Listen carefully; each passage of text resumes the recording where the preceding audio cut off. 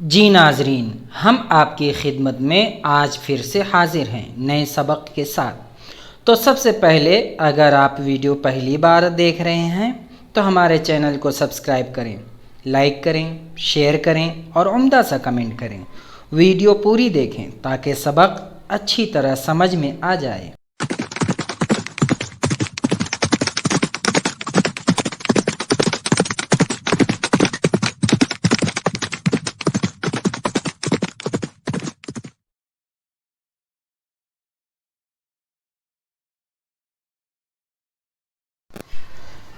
अब हम देखते हैं पोजेसिव नाउन।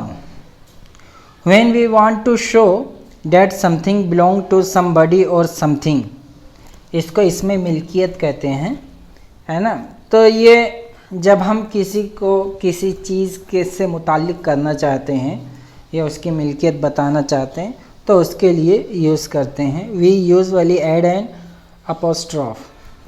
अपोस्ट्रॉफ यानी एक बिंदी रहती है, इसके ऊपर वो लगा देते हैं to a singular noun, singular noun के लिए। और प्लूरल नाउन के लिए ये होता है कि इसके बाद अपोस्ट्रॉफ कई सिंबल लगा देते हैं to a plural noun. For example जैसे दे बॉयज़ बॉल, के एक लड़के का बॉल, दे बॉयज़ बॉल दो लड़कों का ball.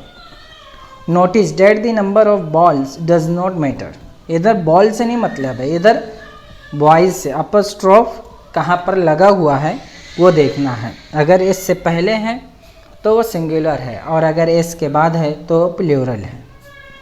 The structure is influenced by possessor and not the possessed.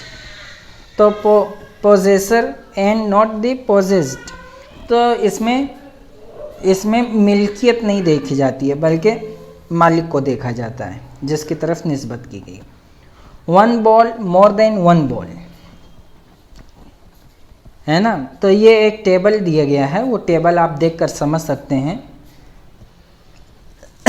और उससे समझने में आसानी होगी।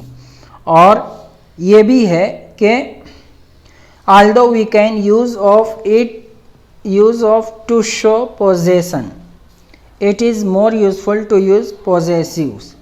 The following phrase have the same meaning, है ना।